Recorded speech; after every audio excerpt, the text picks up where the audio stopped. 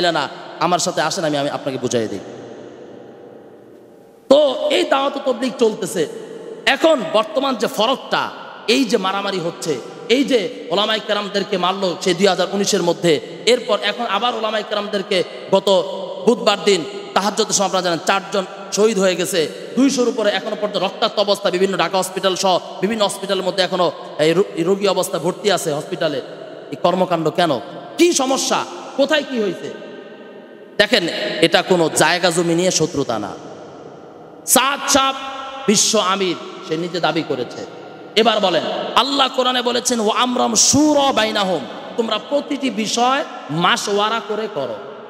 কথা বুঝতে পেরেছেন? মাশওয়ারা বুঝেন? পরামর্শ বলি না আমরা, পরামর্শ। তো প্রতিটি বিষয় মশওয়ারা করে এরপরে করো। কে আমির হবে এটা পরামর্শ সাব্যস্ত হবে, পরামর্শের মধ্যে ঠিক হবে কে আমির হবে। আজকে সাদকে কেউ আমির মানে না কেন? বাংলাদেশের 95% ওলামায়ে কেরাম সাদ সাহেবকে আমির মানে না কেন? কারণ সাদ সাহেব কোরআন হাদিসের মূলনীতিগতভাবে সে আমির হয় নাই, সে আমির হয়েছে নিজস্ব একাকত্বভাবে সে আমির হয়েছে। এবার বলেন, আপনি কি সাদ সাহেবটা মানবেন নাকি ওলামায়ে কেরাম কোনো জুবায়ের পন্থী না? আজকে তো সংবাদের মধ্যে বলে, আর আপনারা বলা শুরু করে দিচ্ছেন জুবায়ের পন্থী, সাদ পন্থী। ওয়াল্লাহি জুবায়ের কোনো পন্থী না, জুবায়ের কোনো পন্থী না। বাংলাদেশের 95% ওলামায়ে কেরাম কোরআন হাদিসের মূলনীতির মাধ্যমে জুবায়ের সাহেবের রাস্তাটা সঠিক মনে করেছে, যার কারণে এটাই ধরেছে সাদ সাহেবটা পথভ্রষ্ট। কারণ ওটা কোরআন হাদিসের মানদণ্ড না, ওটা হচ্ছে ব্যক্তিত্ব শক্তি আগ্রাসে দাঁড় করিয়েছে। ওটা কোনো কোরআন হাদিসের মানদণ্ড না, ওটা ব্যক্তিত্ব, ওটা একাকিত্ব একটা শক্তি খাটাচ্ছে সে, যার কারণে বাংলাদেশের 95% ওলামায়ে কেরাম এটা মানতে রাজি না। আজকে জুমার মধ্যে যারা এতক্ষণ মূলনীতি যারা বুঝছেন, আমার শুরু থেকে আলোচনাগুলো যারা মূলনীতি বুঝছেন, তারা জবাব দেন সাদ সাহেবের এই চিন্তা চেতনা কোরআন হাদিস অনুযায়ী নাকি এর বিপরীত? এটা এই জন্য আমি মূলনীতি আগে বুঝাই নিচ্ছি আপনাদেরকে। আমাকে ব্যক্তি মানতে হবে কোরআন হাদিসের মাধ্যমে, আমাকে ব্যক্তি মানতে হবে কোরআন হাদিসের মাধ্যমে। কোরআন হাদিসকে বাদ দিয়ে কোনো ব্যক্তি হতে পারে না, কোনো স্থান হতে পারে না।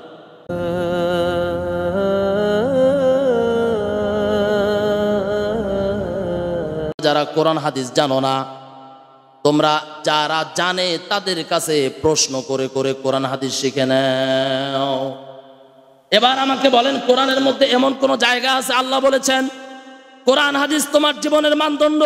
এবার তুমি তোমার মতো কোরআনের তাফসীর, কোরআন হাদিস নামা নিয়ে বাসায় বসে বসে গবেষণা করে করে তুমি বড় আলেম হয়ে যাও, এরকম কোন কথা আছে? কোরআন হাদিসে আছে স্পষ্ট। আপনাদেরকে আয়াত শোনায় দিলাম যেটা আছে। আল্লাহ বলেছেন তোমরা যারা জানো না, আপনাদের সন্তান জানে না, যার কারণে মাদ্রাসায় ভর্তি করেন। কথা বলেন ঠিক কিনা? আপনারা জানেন না, যার কারণে হুজুরকে এসে বলেন হুজুর এটা কেমন হবে। এইটা হচ্ছে কোরআনের আমল, এটাই হচ্ছে আল্লাহ তাআলা চান।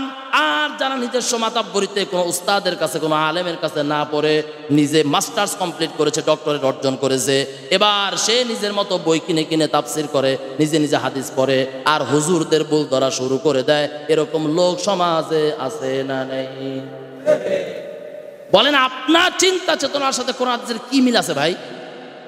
আপনি শুধু দাঁড়িয়ে রাখছেন আর একটা ইসলামের দলে রাজনীতি করেন, আর আপনার তবলিগের সাথে সম্পর্ক আছে, বাস এবার আপনি আপনার নিজের মতো আপনি বলা শুরু করেছেন। আপনার এই বলাটার দলিল আমাকে একটা দেখান কোরআন এবং হাদিস থেকে। আর উস্তাদদের কাছ থেকে যে কোরআন হাদিস শিখতে হবে, প্রতিটি আয়াত, প্রতিটি হাদিস আলেমদের থেকে শিখতে হবে, এই কথাটুকু কোরআন হাদিসে আছে না নেই? যেন মূলনীতি বুঝতে হবে, মূলনীতি ভালো করে বুঝতে হবে, মানদণ্ডগুলো ভালো করে বোঝা দরকার। আল্লাহ তাআলা আমাদের সবাইকে কবুল করেন, জোরে বলি আমিন। আল্লাহ তাআলা বলেন 5 নম্বর পারা 6 নম্বর পৃষ্ঠা, ইয়া আইয়ুহাল্লাযীনা আমানু আতিউল্লাহ ওয়া আতিউর রাসূল ওয়া উলিল আমরি মিনকুম। আল্লাহ বলেন হে মুমিন বান্দারা, তোমরা আমার ইতাআত করো। আল্লাহ বলছেন, আল্লাহ বলেন তোমরা আমার ইতাআত করো, আমাকে অনুসরণ করো। এরপরে ওয়া আতিউর রাসূল, তোমরা আমার রাসূলের অনুসরণ করো। এরপরে তোমরা কোরআনের মধ্যে তোমরা কোনো কিছু পাইলা না, কোরআন থেকে সমাধান পাইলা না, হাদিস থেকে সমাধান পাইলা না, কিন্তু সমাধান আছে না নেই? আল্লাহ বলতেছেন তোমরা পাইলা না, তখন 3 নাম্বার কাজ হচ্ছে তোমরা নিজেরা বড় হুজুর হইয়া বৈশা পড়ো না। আল্লাহ বলে ওয়া উলিল আমরি মিনকুম, তখন কোন আলেমদের কাছে চলে যাও। কত সুন্দর কথা, কত সুন্দর ইসলাম। তখন তোমরা আলেমের কাছে চলে যাও। এবার বলেন, ইসলাম মানার ক্ষেত্রে, জানার ক্ষেত্রে আলেম ছাড়া কোনো রাস্তা আছে? আছে? যদি থাকতো তো সাহাবায়ে কেরামদের রসুলের কোনো প্রয়োজন হতো না, তাবেঈদের সাহাবায়ে কেরামদের কোনো প্রয়োজন হতো না, আইয়ামে মুস্তাহিনদের তাবেঈনদের কোনো প্রয়োজন হতো না। যুগের পর যুগ, যুগের পর যুগ, আল্লাহ থেকে রসুল, রসুল থেকে সাহাবী, সাহাবী থেকে তাবেঈ, তাবেঈ থেকে তাবেঈন, তাবেঈন থেকে আইয়ামে মুস্তাহিদিন, এভাবে আস্তে আস্তে আস্তে আস্তে আজ পর্যন্ত সিলসিলা টু সিলসিলার মাধ্যমে ইসলাম আমাদের কাছে চলে আসছে। কোন ব্যক্তি উস্তাদ ছাড়া, যারাই নিজস্ব মাতাব্বরি করতে গেছে, আলেম ছাড়া যারা ইসলাম জিন্দা করতে গেছে, এরা শুধু উপর দিয়ে একটা মধু দেখাইতে পারেছে, কিন্তু মধুর ভিতরে যে পেশাব, এটা পরক্ষণই জিন্দা হয়ে গেছে, ঠিক থাকে নাই, চেহারা প্রকাশ হয়ে গেছে। যেটা এত আতিদের হয়েছে, এত আতিরা কি বলছে, আমাদের সাথে আলেম আছে, এটা তো একটা বেয়াদবিমূলক কথা, ঠিক কিনা বলেন? আমরা বলি আমরা আছি আলেমদের সাথে, আমরা কি বলবো, আমরা আছি কাদের সাথে? আলেমদের সাথে। আর সন্ত্রাসরাই বলতে পারে আলেমরা আছে আমাদের সাথে, ঠিক কিনা বলেন? তো আমরা দুইটি বিষয় জানলাম, ইসলাম মানতে হবে কোরআন হাদিসের মানদণ্ডে, আর 2 নাম্বার জানলাম কি, কোরআন হাদিস বুঝতে হবে কাদের দ্বারা? আলেমদের দ্বারা। আল্লাহ আমাদের বুঝার তৌফিক দান করুন, জোরে বলি আমিন। এবার আসেন এতাআতি। এই এতাআতি, এই দুইটা জিনিসকে এতক্ষণ যা শিখাইছি এটা মাথায় রেখে এখন কথাগুলো বুঝবেন। এতক্ষণ যা শিখাইছি আপনাদেরকে, যে দুটি প্রশ্ন, এবার এটাকে মাথায় রেখে এবার কথাগুলো বুঝেন। দাওয়াত ও তাবলীগ, দাওয়াত ও তাবলীগ আজ যুগের পর যুগ, যুগের পর যুগ চলে আসতেছে। অনেকেই প্রশ্ন করে, ইলিয়াস সাহেব রহমতুল্লাহ আলাইহির যে দাওয়াত ও তাবলীগ আপনারা করতেছেন, এই দাওয়াত ও তাবলীগ আপনারা কোথায় পাইছেন? অনেকে বলে কিনা? হ্যাঁ, অনেকেই বলে। মনে রাখবেন একটা কথা, ইসলামের একটা মৌলিক একটা বিষয় হলো, ইসলামের একটা মানদণ্ড হচ্ছে এটা, কোরআন হাদিস ঠিক রেখে আপনি ইসলামের কাজ যেরূপই করেন, যেভাবেই করেন, ওটা রসুলের মতো যদি নাও হয় বা যদি কিছুটাও মিলে, তাও কোনো সমস্যা নাই, যদি কোরআন হাদিস যদি ঠিক থাকে। এটা হচ্ছে মৌলিক, মাথায় রাখবেন কথাটা। আওয়ামী লীগ, বিএনপি, জামাতের লোক, সমস্ত স্তরের লোক এখানে আছেন, এই কথাটা মনে রাখবেন। ইসলামের কোরআন হাদিস ঠিক রেখে আপনি আপনার ইসলামকে আপনি যেভাবে মনে চায়, আপনি সহজতা যেভাবে হয় উম্মতের জন্য, সেভাবে আপনি করতে পারেন, কোনো সমস্যা নাই, ইসলাম এটাকে অবশ্যই সাপোর্ট করে। যেমন বর্তমান যে মাদ্রাসাগুলো, কথার কথা একটা এক্সাম্পল শুরু, বর্তমান যে মাদ্রাসাগুলো হয়েছে, যেভাবে এখানে আবাসিক থেকে ছাত্ররা পড়াশোনা করে, উস্তাদরা এসে এখানে পড়ায়, বলেন এই সিস্টেমটা রসুলের জামানায় ছিল? ছিল নাকি? ছিল না। কিভাবে এই সিস্টেম ছিল? রসুলের জামানায় এটা ছিল না। রসুলের জামানায় ছাত্ররা সাহাবীদের কাছে গিয়ে, রসুলের কাছে গিয়ে শিখতেন, এরকম কোনো আলাদা কোনো মাদ্রাসা ছিল না। তাহলে এখন যে লক্ষ লক্ষ কোটি কোটি মাদ্রাসা, ইউনিভার্সিটি, তাহলে এটাকে আপনি হক হক বলবেন কিভাবে? যদি রসুলের চিন্তায় যদি আপনি চিন্তা করেন, রসুলের যুগে তো এরকম ছিল না, তাহলে এই পৃথিবীর সমস্ত মাদ্রাসাগুলো পথভ্রষ্ট কিনা বলেন? পথভ্রষ্ট মানে কিছুক্ষণের জন্য পথভ্রষ্ট কিনা? কিন্তু আমরা কি দেখলাম, ইসলামের মৌলিক বিষয়টা দেখতে হবে, যে মাদ্রাসা এরকম হবে, এরকম শিক্ষা ব্যবস্থা হবে, কিন্তু কোরআন হাদিসকে মাইনাস করে না। কোরআন হাদিস ঠিক রেখে এভাবে মাদ্রাসা যদি হয়, কোনো সমস্যা নেই, যার কারণে পৃথিবীতে লক্ষ লক্ষ মাদ্রাসা। কথা বলেন ঠিক কিনা? ঠিক তেমনই ভাবে ইসলাম, আপনি কোরআন হাদিস ঠিক রেখে আপনার দাওয়াত দেওয়ার কাজটা যদি বিভিন্ন রকমের হয়, এতে কোনো সমস্যা নাই। অতএব যারা দাওয়াত তাবলীগকে যারা পথভ্রষ্ট বলেন, এটা সুন্নাহর সাথে মিলে না, হাদিসের সাথে মিলে না, আপনার মতই হাদিসের সাথে মিলে না, আমার সাথে আসেন, আমি আপনাকে বুঝাই দিই। তো এই দাওয়াত তাবলীগ চলতেছে, এখন বর্তমান যে ফরকটা, এই যে মারামারি হচ্ছে, এই যে ওলামায়ে কেরামদেরকে মারলো সেই 2019-এর মধ্যে, এরপর এখন আবার ওলামায়ে কেরামদেরকে গত বুধবার দিন তাহাজ্জুদের সময় আপনারা জানেন 4 জন শহীদ হয়ে গেছে, 200-র উপরে এখনো পর্যন্ত রক্তাক্ত অবস্থা, বিভিন্ন ঢাকা হসপিটাল সহ বিভিন্ন হসপিটালের মধ্যে এখনো এই রোগী অবস্থা ভর্তি আছে হসপিটালে। এই কর্মকাণ্ড কেন? কি সমস্যা? কোথায় কি হয়েছে? দেখেন, এটা কোনো জায়গা জমি নিয়ে শত্রুতা না। সাদ সাহেব বিশ্ব আমির, সে নিজে দাবি করেছে। এবার বলেন, আল্লাহ কোরআনে বলেছেন, ওয়া আমরাম শুরা বাইনাহুম, তোমরা প্রতিটি বিষয় মাশওয়ারা করে করো। কথা বুঝতে পেরেছেন? মাশওয়ারা বুঝেন? পরামর্শ বলি না আমরা, পরামর্শ। তো প্রতিটি বিষয় মশওয়ারা করে এরপরে করো। কে আমির হবে এটা পরামর্শ সাব্যস্ত হবে, পরামর্শের মধ্যে ঠিক হবে কে আমির হবে। আজকে সাদকে কেউ আমির মানে না কেন? বাংলাদেশের 95% ওলামায়ে কেরাম সাদ সাহেবকে আমির মানে না কেন? কারণ সাদ সাহেব কোরআন হাদিসের মূলনীতিগতভাবে সে আমির হয় নাই, সে আমির হয়েছে নিজস্ব একাকত্বভাবে, সে আমির হয়েছে। এবার বলেন, আপনি কি সাদ সাহেবেরটা মানবেন নাকি ওলামায়ে কেরাম কোনো জুবায়ের পন্থী না, আজকে তো সংবাদের মধ্যে বলে, আর আপনারা বলা শুরু করে দিচ্ছেন জুবায়ের পন্থী, সাদ পন্থী। ওয়াল্লাহি জুবায়ের কোনো পন্থী না, জুবায়ের কোনো পন্থী না।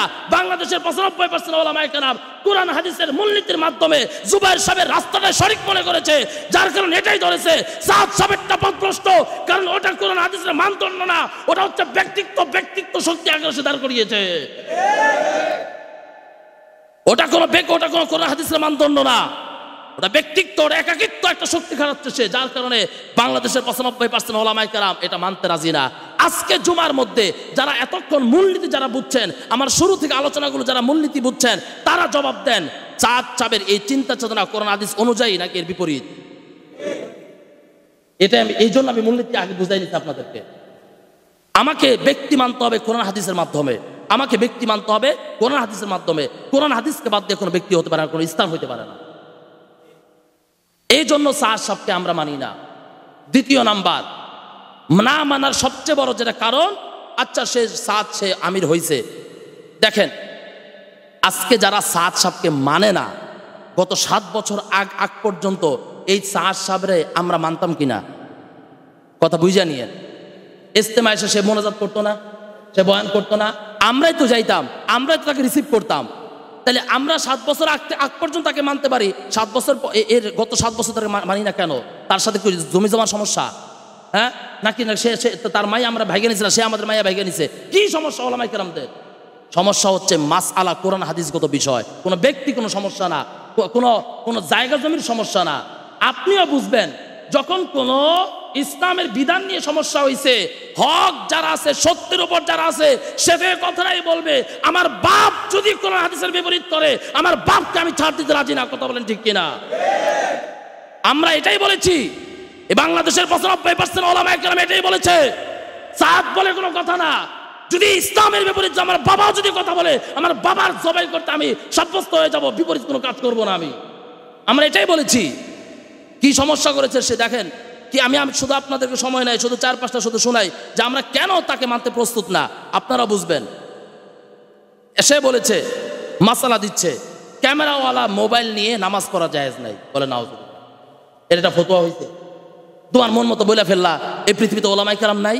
কোন আলেম কি ফতোয়া দিছে? এই পৃথিবীর সর্বশ্রেষ্ঠ মুফতি হচ্ছে পাকিস্তানের জাস্টিস তাকি উসমানী সাহেব, সে কি বলছে এ কথা? বাংলাদেশের শ্রেষ্ঠ মুফতি আব্দুল মালিক সাহেব, বাইতুল মোকাররমের খতিব, সে কি কথা বলেছে? তোমার মতো তুমি বইলা ফেললা ক্যামেরাওয়ালা মোবাইল নিয়ে নামাজ পড়া জায়েজ নেই। এবার বলেন, সত্যের উপর যে সমস্ত আলেমরা আছে তারা কি এটা মানবে? এরপরে সে বলছে প্যান্ট পরে, মানে ওই সুন্নতি রসুল যে কাপড় চোপড়গুলো পরছে ওরকম সুন্নতি ড্রেস না পরে যারা প্যান্ট শার্ট পরে নামাজ পড়ে, এদের নামাজ হবে না। এ হইল একটা কথা। এবার বলেন এটা কি মানা যায়? মানা যায়? এরপরে দেখেন সে বলছে মোবাইল আমরা কোরআন শরীফ পড়ি না। আমি নিজেও তো পড়ি। এই মোবাইলে কোরআন শরীফ পড়া কেমন? বলে পেশাবের দুধের পাত্রে পেশাবের পাত্রে দুধ খাওয়া যেমন। নাউজুবিল্লাহ। বলে মোবাইলের মধ্যে কোরআন শরীফ পড়া কেমন? বলে এই কি বলে, দুধের পাত্রে, পেশাবের পাত্রে দুধ খাওয়া যেমন, এরকম। যারা এই যে আপনাদের ইমামতি করি আমি, আমাকে একটা হাদিয়া দেন না? আপনারা দেন না? আপনাদের মাদ্রাসায় আমি পড়াই, 7টা-8টা ক্লাস করাই, আমাকে একটা হাদিয়া দেয় মাদ্রাসা থেকে। তো উনি বলছে এই মাদ্রাসায় পড়ে মসজিদে পড়ে যারা হাদিয়া নেয়, এটা হচ্ছে বেশ্যারা যে জীবন দেহকে ব্যবসা করে টাকা নেয়, এই টাকার সমান। একটা না, এরকম আমি তো আপনার 3টা শোনাইলাম, 100 না 200-র উপরে এরকম মাসালা আছে যে নিজের মতো করে সে বলছে। এবার এদের গ্রুপের লোকরা বলে যে উনি তো তওবা করছে। দেখেন এতদিন বলছে উনি বলে নাই, এখন যখন মাইনকার সিবাই পড়ছে, এখন এরা বলে কি যে উনি তো তওবা করছে। কিন্তু আদৌ পর্যন্ত দারুল উলুম দেওবন্দ এখনো ওলামায়ে কেরাম, ওই সাদের উস্তাদরা পর্যন্ত দারুল উলুম দেওবন্দ থেকে বারবার চিঠি পাঠাইছে। সে তওবা করে, আবার আরেকটা মাহফিলে আবার বলে, তওবা করে আরেকটা মাহফিলে আবার বলে। এবার বলেন এটা কি ভুল না ইচ্ছাকৃত ভুল? এটা ভুল না ইচ্ছাকৃত ভুল? খুব ভালো করে বুঝবেন, আমার মতের সাথে আপনাদের মত এক হবে না। কেন? আমি কোরআন হাদিস যেভাবে পড়া আমরা ওলামায়ে কেরাম বলি, আপনি কেন বলবেন না? কারণ আপনি কোরআন হাদিসের মানদণ্ড জানেন না, বিধায় আপনি বুঝেন না। আপনি জানলে আপনি আমার মতোই করে বলতেন। ওই হারামিরা, এই সাদের গ্রুপের যারা আছে, এই যে আমাদের রাখালিয়া চালা মহল্লার মধ্যে শুধুমাত্র 4-5 জন আছে। আমি আজকে আর নাম গোপন রাখবো না, কারণ এতদিন পর্যন্ত যেটা হয়েছে মানা গেছে। এখন যেটা হচ্ছে স্পষ্ট সন্ত্রাসীবাদ ছাড়ার কিছুই না।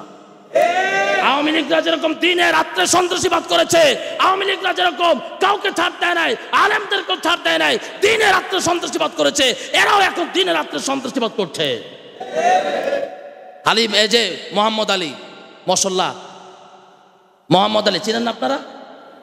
এই মোহাম্মদ আলীর নেতৃত্বে আমরাও তবলিগ করছি, করি নাই, সবাই করছি আমরা। এখানে অনেক মানুষ আছে, আপনারা তবলিগে গেছেন। এই মোহাম্মদ আলী সহ এটার সাথে আরো 2-3 জন আছে। 7 বছর আগে তাকে আমরা দাওয়াত দিছি। এই মসজিদে 2টা খিচুড়ি রান্না করা হয়েছিল। ওলামায়ে কেরাম, সারা কালিয়াকুর ওলামায়ে কেরাম দাওয়াত দেওয়া হয়েছে। তাকে বোঝানো হয়েছে, দেখেন আপনি আমির, আপনাকে আমরা মানি, আপনার দ্বারা আমরা কাজ করতে চাই, আমরা আলেম হয়েও আপনার দ্বারা কাজ করতে চাই, আপনি এই দিকে যায় না, এটা পথভ্রষ্ট। আমাকে তো তারাই তো আমাকে কোলে পিঠে মানুষ করেছে, আমি একজন আলেম হিসেবেও আমাকে তারা গ্রহণযোগ্য করে নাই। আমার কথাকে মাইনাস করে ওই দিন সমস্ত ওলামায়ে কেরাম তাদেরকে বুঝাইছে, 2টা খিচুড়ি রান্না করে তাদের সবাইকে খাওয়ানো হয়েছে, মানে নাই তারা তাদের কাছে। কারণ আমাদের চিন্তা চেতনা কোরআন হাদিস, ওদের চিন্তা চেতনা হচ্ছে ব্যক্তি সাহাব, যার কারণে এরা মানে নাই। এই হলো সাদ। এবার আপনাদের কাছে আমার কথা হলো, আপনারা কি বুঝতে পেরেছেন কেন ওলামায়ে কেরাম তাদের বিপরীত? যদি না বুঝেন নগদে দাঁড়ান, আজকে নামাজ হবে না, আজকে নামাজ হবে না। কারণ আপনারা কিচ্ছু জানেন না, রাস্তাঘাটের মধ্যে ফালতু খালি পেঁচাল পারেন, আপনারা কিচ্ছু জানেন না। যারা এখনো বুঝেন নাই দাঁড়ান, কোনো প্রশ্ন থাকলে বলেন সাদের গ্রুপের ব্যাপারে, যে আমি এখনো পর্যন্ত বুঝি নাই। এই হলো সাদ গ্রুপ। আল্লাহ তাআলা আমাদেরকে বুঝবার তৌফিক দান করুন। সর্বশেষ আকলান একটা যুক্তিগত একটা আপনাদের কাছে একটা কথা বলি, একটা কথা। 5 জন আলেম 100-র মধ্যে 5 জন আলেম পথভ্রষ্ট হতে পারে। 95 জন আলেম পথভ্রষ্ট হবে কোনোদিন? কথা বুঝছেন কিন্তু? 5 জন আলেম পথভ্রষ্ট হতে পারে, 95 আলেম কোনোদিন পথভ্রষ্ট হতে পারে না। বাংলাদেশের 95% আলেম একদিকে, আর 5 জন আলেম গিয়া বসছে ওদের সাথে। আবার যেই 5 জন এই সাদ গ্রুপের সাথে আছে, ওই 5 জন 95% আলেমদের ছাত্র। কথা কি বুঝতে পেরেছেন আপনারা? যেই 5 জন আলেম আজকে সাদের সাথে ঘুরে বাংলাদেশে আজকে সাদের পার্টি করে, এরা আবার এই 95% আলেম যারা আছে মুরব্বী, এদেরই ছাত্র এরা। এবার চিন্তা করেন, এরা যে বলে আমাদের সাথে আলেম আছে, কোন পর্যায়ের আলেম চিন্তা করেন। এবার আপনারা উত্তর দেন। 95% বাংলাদেশের আলেম হচ্ছে একদিকে, 5% আলেম একদিকে। এবার আপনার কাছে আমি ছেড়ে দিলাম, আপনি কোন দিকে যাবেন? 5% 100-র মধ্যে 5% আপনার পথভ্রষ্ট হয়ে যেতে পারে, কিন্তু বাংলার মুসলমান 95% আলেম কোনোদিন পথভ্রষ্ট হতে পারে না। আল্লাহ পাক রব্বুল আলামিন আমাদেরকে পূর্ণ বুঝবার তৌফিক দান করুন, আমিন। আল্লাহ তাআলা আমাদের সবাইকে হেদায়েত দান করুন, আমিন। যারা শহীদ হয়েছে আল্লাহ তাআলা তাদেরকে উঁচু মাকাম জান্নাত নসিব করেন, আমিন। যারা হসপিটালে এখনো ভর্তি 200-র উপরে, আল্লাহ তাদেরকে সুস্থতার নিয়ামত দান করেন, জোরে বলি আমিন। আল্লাহ তাআলা এই দাওয়াত তাবলীগের এই কাজটাকে সকলে দলমত নির্বিশেষে যেভাবে সারা পৃথিবীতে ছড়িয়ে পড়েছে, আল্লাহ তার দ্বীনকে আরো জিন্দা করে দেন, জোরে বলেন আমিন।